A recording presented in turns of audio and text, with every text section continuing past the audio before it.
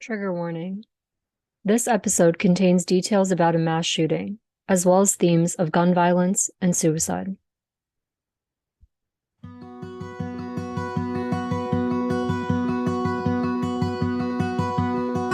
For us, incremental is not enough. We need transformational change in order to save lives. It's been a decade, and I said earlier that 1 million Americans have been shot, and that is just completely tragic, but it's preventable.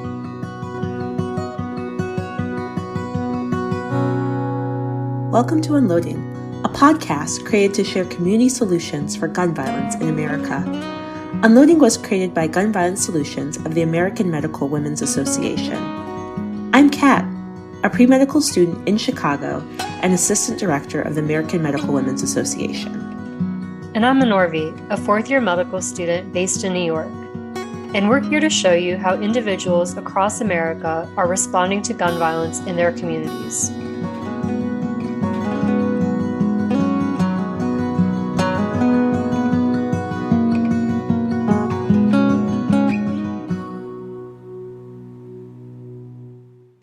On December 14th, 2012, the country stood still, mourning the lives lost at Sandy Hook Elementary. The school shooting would become the second deadliest school shooting in our nation's history, only behind the Virginia Tech massacre in 2007. The Sandy Hook Elementary school shooting left a community in mourning. Before the tragedy, Newtown, Connecticut was an idyllic town. Originally a colonial town, it didn't experience a population boom until the 1930s. Yet, the size of Newtown never got that large. It isn't technically a small town, but definitely has a tight-knit feel at a population of 27,000. It is also a town with a comfortable median annual household income of $90,000. This is a town where people go to raise their families. Think green, lush lawns, and family picnics. Therefore, the community was unprepared for what happened in December 10 years ago. On December 12th, Adam Lanza shot and killed his mother at their home before going to Sandy Hook Elementary and taking the lives of 20 children and 6 staff members. Adam Lanza took his own life shortly after. Although this tragedy was devastating to the community, they rallied for change. Many of the members of the community became involved with activism and are actively working towards gun sense legislation and education surrounding gun safety. One of the community's most prominent activists is Poe Murray. Poe Murray lived next door to Adam Lanza and his family and knows intimately about the pain caused by the Sandy Hook shooting. She and other community members gathered briefly after the shooting to form the Sandy Hook Promise. The Sandy Hook Promise's mission is to prevent tragedies from happening to other communities through advocacy and programs that teach youth and adults how to prevent violence and shootings. While the Sandy Hook Promise continues to fight for change, Poe Murray branched out to create the Newtown Action Alliance. This Newtown Action Alliance is a volunteer grassroots organization that advocates for life-saving gun violence prevention policies. Poe has been honored for Women's History Month by the Brady Campaign for her dedication to gun violence prevention and is leading the campaign urging Congress to pass the Protect Our Kids Act. Kat and I had the privilege of sitting down with Poe Murray to hear about the work she has done since the tragedy to prevent gun violence across America. So I'm from Connecticut, not too far from Sandy Hook, and I remember when it happened, I was at school that day, and obviously we had all heard about what happened. And I remember talking to a faculty member who I was close with. She has, 3 young children. And I remember her telling me, how do I talk to my kids about this? And obviously, I feel like the children in your community, as well as everyone in your community, was very rocked by this. How did you have that discussion with your children, or how did people really talk to the kids about this? My 4 children went through Sandy Hook Elementary School, and my youngest had graduated from it about a year and a half before the shooting. And as you can imagine, it was shocking. But at the same time, we knew that something had to change in order to stop these mass murders. I'm not sure how everyone talked to their kids, but obviously our children were old enough that they understood what happened. My kids were in lockdown most of the day. Mm-hmm. And when they came home, they were just as shocked and traumatized by what happened. Mm-hmm. And a decade later, some of my daughters won't walk into a movie theater. So it's been really difficult for them for Yeah. all these years. And that's the trauma that's caused by, these mass shooting incidents. And even in communities that are impacted by daily gun violence, the trauma lingers for obviously a decade or more. I'm really sorry to hear that it's affected your kids. But yeah, like you said, the trauma of an incident like this it's very profound and it has lasting effects. So I'm glad that you spoke about that. So kind of moving forward from the tragedy that happened, how did the shooting affect your decision to get involved in gun violence prevention? Well, I knew then that if it could happen in our community, that it could happen anywhere across the country. And the last decade has proven that to be true. Um, we felt that we needed to use our voices to try to create change. At the time, I had no idea that we didn't have universal background checks and civilians could get hold of weapons of war. So I felt angry at myself for not getting engaged on this issue prior to the incident. But sadly, more and more Americans are being impacted by gun violence. And I think they understand that it can happen to them anytime. So more and more Americans are getting engaged now. That's wonderful. As you mentioned, all of these shootings are increasing, and we keep feeling this collective trauma, and it keeps happening over again. It seems like, I mean, actually, every week there is a mass shooting in America. And why don't you think that more is being done by our legislators? I know there's a lot of grassroots organizing, and there's people getting involved at that level, but there doesn't seem to be a lot of legislative change. What are some of the barriers to reducing all of this gun violence in America? Yes, well, for 3 decades, the gun lobby worked to influence the political system. And, the majority of those elected a decade ago thought that they needed to heed the call of the gun lobby and, vote against any changes that needed to be made. But now we're seeing some changes because the political opinion has changed over these years. And now, gun control, gun violence prevention, gun safety is the high political ground at this point. So the American people are with us. The majority of Americans support universal background checks, assault weapons ban, red flag laws, and other common sense measures. And it will be just a matter of time before members of Congress catch up.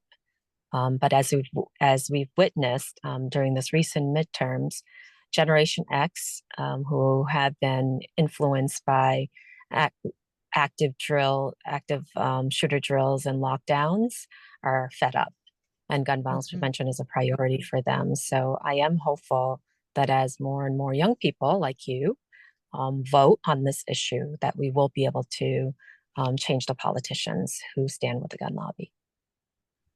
What do you think are some of the most important pieces of gun legislation on the floor of Congress right now? So incredibly, the House of Representatives passed a set of strong gun policies during this Congress under the leadership of Speaker Pelosi. They passed the assault weapons ban, the Protect Our Kids Act, which has Ethan's Law to keep kids safe from unsecured guns, limiting the high capacity magazines and increasing the age to purchase assault weapons to 21, and other measures. They also passed the Break the Cycle of Violence Act to provide millions of dollars for community violence intervention programs. And they've increased funding for research to be done on gun violence prevention. So those bills passed out of the House of Representatives. And now it's basically collecting dust on Senator Schumer's desk. Although the Bipartisan Safer Communities Act was passed after the horrific shootings in Uvalde, Highland Park, and Buffalo, that those measures simply will not be enough.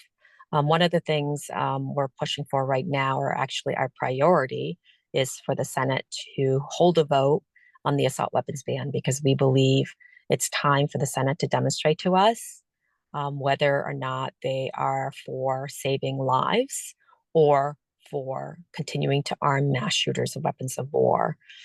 Because the last decade has proven that mass shooters choose AR-15s as their weapons of choice. So, how do you think we can reach across the aisle and pass bipartisan legislation? Well, it's good news that 15 Senate Republicans and 14 House Republicans voted for the Bipartisan Safer Communities Act. And that was signed into law by President Biden.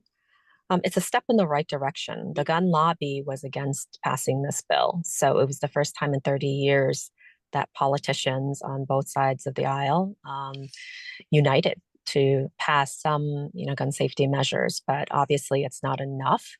But it is Right. going to become untenable for even Republicans to not do something about assault weapons, as more and more communities across the country will be impacted by mass shootings and school shootings, as we've seen in Uvalde. Uvalde is a conservative community. Many gun owners are living there, and they support an assault weapons ban. So obviously you have been very instrumental in getting legislation passed. How do people with no experience with like either knowledge of gun laws or even advocacy or lobbying, how do they really get involved in shaping politics? Well, we learn pretty quickly. I'm a physical therapist Yeah. by education, and I worked in the field for a while. But once I moved to Newtown, I decided to stay at home to raise my 4 children. So when I joined the GVP movement, it was, we learned very quickly that legislation will help to save lives, and it's easy for us to join the movement because there are many groups that are involved in gun violence prevention, and there are a lot of leaders who can guide the way. So that's how we learned, and now we're the leader in the movement. For a decade we've been building a coalition of gun violence prevention groups, and pulling in gun violence survivors to be front and center. That's why we hold the National Vigil for all victims of gun violence and then lobby Congress the day after. That's important work that you're doing. Thank you for doing it. So you do so much. I just wanted to know if you could tell us, like, what does a day in life look like? So typically, I get up in the morning, I'm still in my pajamas, and I check my email to see what's going on and social media. And then, we work on coalition building. So we're always sending out action alerts to survivors and other leaders in the gun violence prevention space. So it takes up most of my day. Sometimes I don't even hop in the shower till the afternoon. And I work out of my kitchen. I've been doing so before it got popular during the pandemic. But, my work doesn't seem to end. I thought that I could get some rest while more and more groups are formed after each tragedy, but we need to do more work to make sure that we unite the movement so we're going in one direction, so there's still room for us to exist and to provide support for the survivors who are interested in doing this work. So it's a full-time job, more than a full-time job. I'm But sure. but it's a job that I need to do right now, given that I truly want to make America safer for my children and their children, because there's significant lack of justice living in a nation, the greatest nation in the world, that would allow us to basically kill each other. Something, a weapon that could be regulated easily. Yeah. Yes. And you have time for Christmas shopping somehow. You're Superwoman. I don't know how you do it. I'm shopping in between doing interviews. Right. I visited the Newtown Action Alliance website, and there are two parts to your mission. the reduction of gun violence through legislation changes. So we talked about the current legislation that needs to be passed. And the second part is cultural changes. So fighting for legislative changes, although difficult, are more straightforward. Cultural changes seem to be more complex. How do you think we go about making these cultural changes? Well, first, I think it's just having conversations with ordinary Americans about the gun violence issue. They need to fully understand the data behind the gun violence crisis in our nation. Over 1 million Americans have been shot since Sandy Hook, and over 400,000 Americans have been killed Sandy Hook. So it is a public health crisis, and there are more gun deaths now a year than ever before. And there are over 600 mass shootings in a year. So, first, Americans need to be educated on what's going on. And then, they need to better understand that there are things that we can do. It's not just legislative. For example, gun owners can begin to lock up their guns. That's why we are working with Kristen and Mike Song, who lost their son, Ethan, to an unsecure gun in their neighbor's home. So we formed a Keep Kids Coalition to pass Ethan's law. But at the same time, we're trying to work with various federal agencies to ask them to lean into this issue. And we've asked the president to do the same. Because ultimately, with 400 million guns in America, it's not enough to pass legislation. We're going to need gun owners to exercise gun safety. And that includes safely storing guns. Yes. It always baffles me that there's more guns in America than people. It's crazy. Yeah.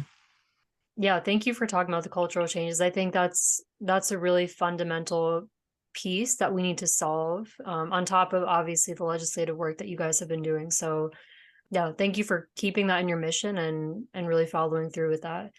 The other question I wanted to ask you about the Newtown Action Alliance, I saw again on your website that you have this hashtag right now, not coming home. Can you tell our audience a little bit more about that and what that means? Yeah. So the fact is, right now, our soldiers who are fighting wars are coming home at a higher rate than our children. Now, firearms are the number one killer of our children. And there have been more gun deaths in the last, decade than all the wars combined. So it's just tragic that, we had to make that analogy for Americans. So you mentioned that your community gathered around the incident in 2012 in Sandy Hook. Reflecting back on your own community, how has the work that you've been doing with the Newtown Action Alliance changed Newtown, Connecticut? Well, I think it has kept Sandy Hook front and center. And when it comes to leading the effort to create change, we have several organizations in our community, Sandy Hook Promise and Newtown Action Alliance. And both of our organizations are working really hard to create the legislative and cultural changes. We decided to use our voices to uplift the voices of all survivors from all over the country, particularly those who are impacted by daily gun violence in the urban areas. So sadly, because Congress didn't take significant action after the Sandy Hook tragedy, there are just more and more families and communities that are impacted by gun violence. So I guess since its inception, how has the Newtown Action Alliance and Sandy Hook Promise, how have they grown through the years? Do you guys see a rise in membership after every gun violence tragedy, or has it just been kind of a steady influx through the years? Yeah, well, I'm not going to talk about what Sandy Hook Promise is doing, but they're doing a fantastic job with educating young children about the need to stop mass shootings. But yes, after each mass shooting, there's an influx of new moms and dads and young people who are interested in joining our effort to end this crisis. But we are still volunteering. We decided to lead a volunteer organization so that we're not competing for resources with other gun violence prevention groups. And also, we wanted to be unapologetic in seeking change, because for us, incremental is not enough. we need transformational change in order to save lives. It's been a decade, and I said earlier that 1 million Americans have been shot, and that is just completely tragic, but it's preventable. So I don't want to go through another decade where another million Americans are shot. That's why we push as hard as we do to hold our, champions of change even accountable. We need the Senate Democrats to step up and pass the assault weapons ban and end this mass shooting crisis, and do much more than pass the Bipartisan Safer Communities Act. Thank you so much. So a lot of our podcast is focused on communities and how communities are affected by gun violence, and also community healing after a gun violence or a large act of violence takes place. So what does healing look like to you, and whose responsibility is it to help communities heal in the aftermath of gun violence? Well, I've learned that everyone heals differently. For me and the co-founders of Newtown Action Alliance, healing occurs when we honor with action. So that is why our organization is called Newtown Action Alliance. We're all about taking action and building a coalition to do it. So for me personally, I have been able to navigate the trauma, through action, and others, like one of my daughters, she does it, more quietly. So it just, our healing process is different, and no one can tell you exactly, what you need to do to heal. But what we can do, though, is provide a platform for survivors from other communities to engage in honoring with action if that is their choice. Thank you. That's really insightful.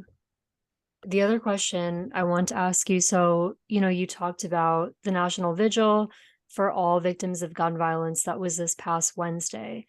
Can you tell us what that experience was like, especially being so close to the 10-year anniversary of the Sandy Hook shooting?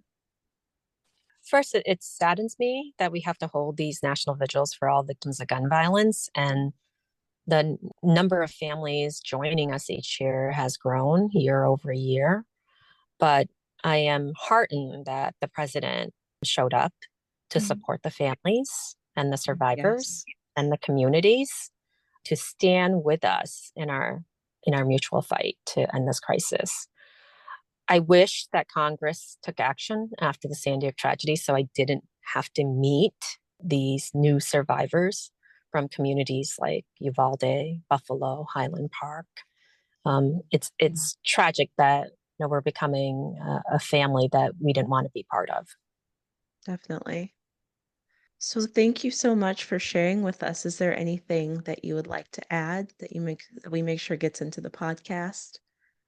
Yeah, I think we talked about transformational change. And, it starts with, first of all, disarming hate. The gun lobby uses heated rhetoric and fear and racism to encourage more Americans to buy guns. And, they're truly pursuing their any guns to everywhere agenda. And obviously it has, damaged our community significantly. And we urge more Americans to get in this fight, because most of us support having higher standards for gun ownership and making sure that we reduce the lethality of guns, so that, we're not faced with more and more tragedies that shake us to the core. Exactly. Well, thank you so much. You're honestly, your work is very inspiring, and how much of your own time you've put into this. It's inspiring to us. We're both in the medical profession.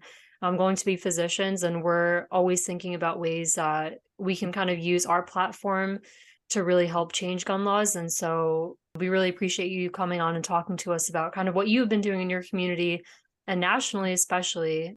So thank you.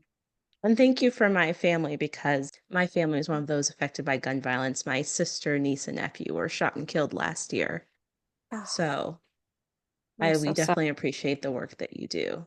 So Well, thank I you. am very sorry to hear that. Unfortunately, more and more Americans are being impacted by gun violence. And I just want to say, you two, as medical professionals, you can play a huge role in changing the culture, right? like Northwell Health System, I think they're going to be asking, like every patient, whether they're storing their guns or not. So you can definitely play a huge role in shifting that culture, even after we pass all the gun laws that we want. Yep. I actually was rotating at Northwell, and I was like seeing their messaging. Every computer you log onto, there's a fact about gun violence, and they really kind of make an effort to have that kind of at the forefront. It's like as soon as you walk into the hospital, you're seeing it. So I think it'd be really cool to just see it in all healthcare systems that you walk into, and it be part of that visit, when you see your physician, them kind of asking you these questions, because it is a public health crisis, like you mentioned. Yes, absolutely. Thank you so much. Yeah, thank you so much. Thanks for taking it on. To learn more about the Newtown Action Alliance and ways in which you can help advocate for legislative and cultural change, please visit newtownactionalliance.org.